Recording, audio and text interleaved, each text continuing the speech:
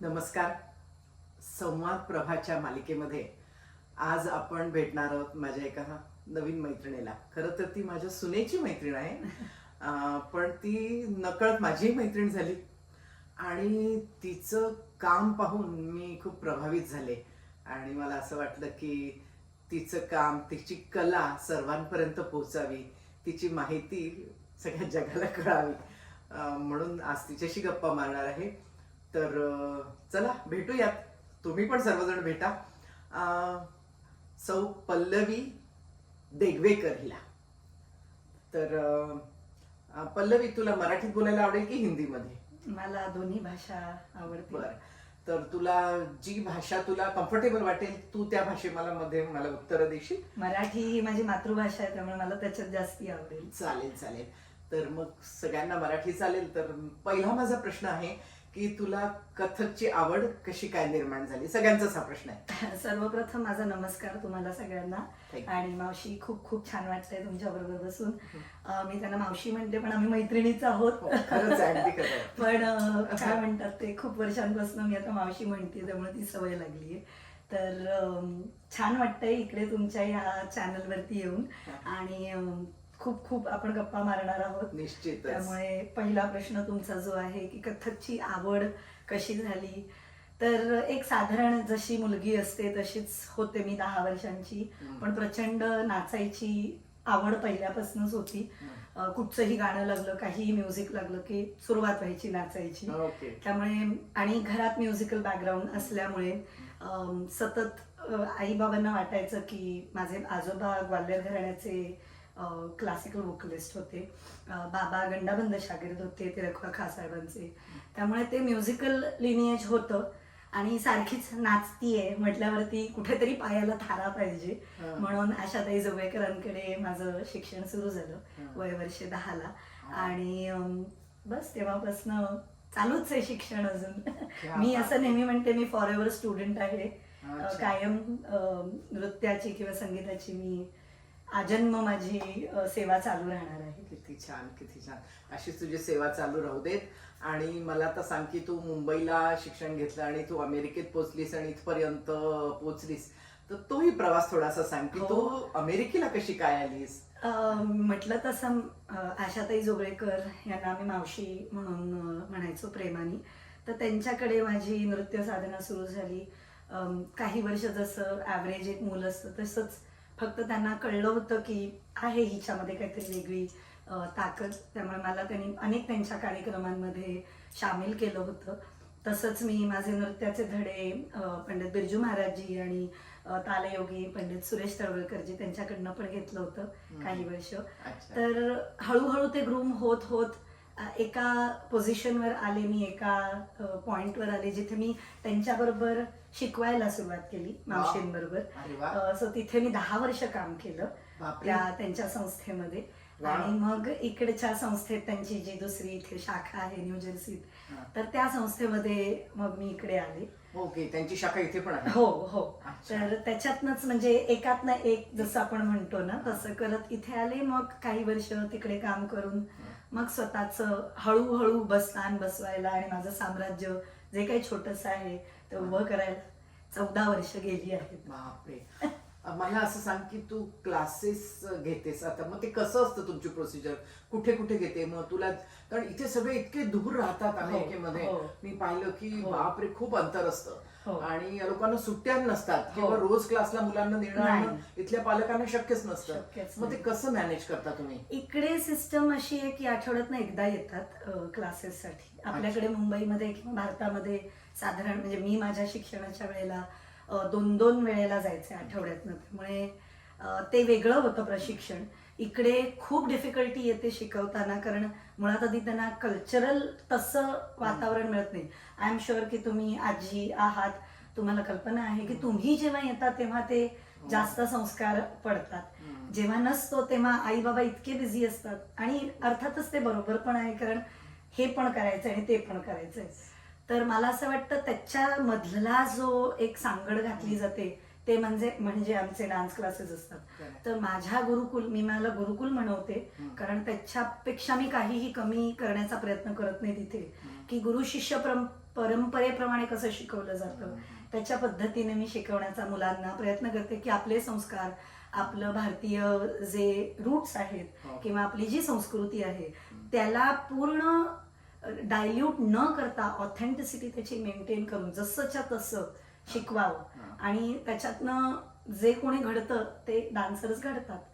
पण प्रचंड कठीण आहे कारण की म्हटलं तसं की त्यांना कृष्ण, गणपती हे साधे साधे देवी देवता वगैरे किंवा काहीही आपलं जे सांस्कृतिक भारताचं आहे ते त्यांना माहिती नसतं की मला त्यांना ते एक्सप्लेन करणं खूप कठीण जातं. आता ओव्हर द पिरियड असं झालंय की आता लोक मला ओळखतात आणि त्यांना माहितीये की ह्या गुरुकुलमधनं मुलांना काय मिळणार आहे, तर त्यामुळे त्या वेगळ्या पद्धतीने माझ्याकडे येतात.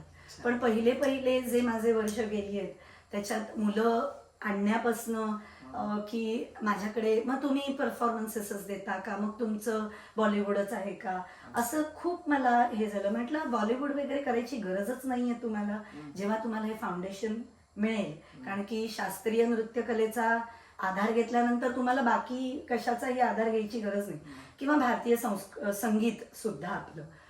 सो मला असं वाटतं एवढा शास्त्रशुद्ध अभ्यास जेव्हा त्यांना करायला मिळतो तेव्हा त्यांना हळूहळू त्याच्यातनं एक 4-5 वर्ष जातात तेव्हा त्याच्यातनं त्यांना कळायला लागतं की नाही हे खूप प्रोफाऊंड आहे, हे खूप डीप आहे आणि हे डायरेक्ट आपल्या संस्कृतीला आपल्याला कनेक्ट करते.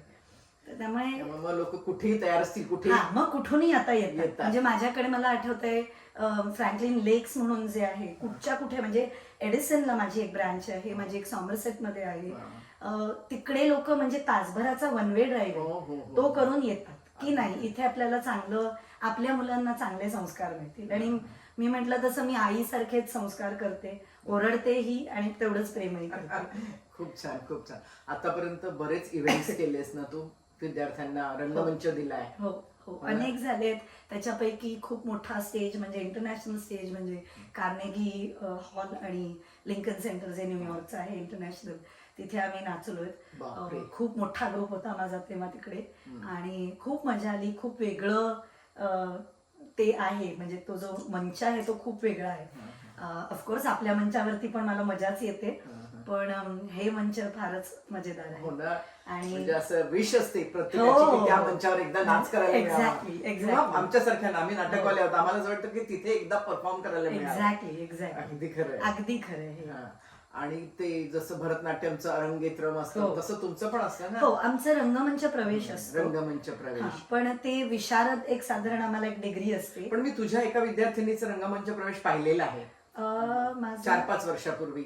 नाही, अजून माझ्या मुली रंगमंच प्रवेश नाही, अजून एक त्याच्या खाली असतं रंगमंच प्रदर्शन.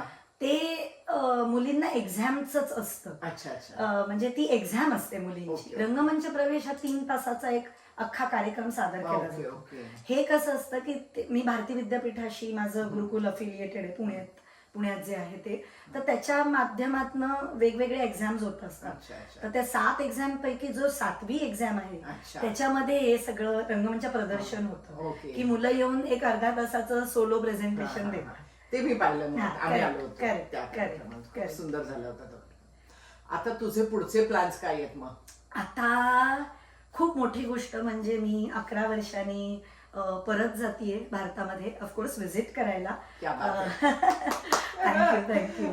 तर to mark this celebration of my homecoming मी परफॉर्म करणार आहे 31 ऑगस्ट शनिवारी मुंबई अंधेरी भवन्स ह्या कॉलेजमध्ये, जिथे तो छोटा एक ऑडिटोरियम आहे. तर तिकडे मी सगळ्या माझ्या जे फ्रॅटर्निटीतले लोक आहेत त्यांना सगळ्यांना आमंत्रण दिलं आहे. आणि काही नाही, माझी नृत्य सेवा मला सादर करायची आहे. मी खूप वर्ष लांब राहिले माझ्या मातृभूमीपासनं, माझ्या संगीत क्षेत्रापासनं. तर मला बस एक माझा एक सेवा म्हणून ट्रिब्यूट आणि माझ्या गुरूंसाठी ही एक छोटीशी माझी ट्रिब्यूट आहे. क्या बात आहे, क्या बात आहे. आणि म्हणजे तो एक परफॉर्मन्स अजून आहेत काही भारतामध्ये? आहेत काही अजून, बट अजून तसे अगदी ठरले नाहीयेत, पण आता बोलणी चालली.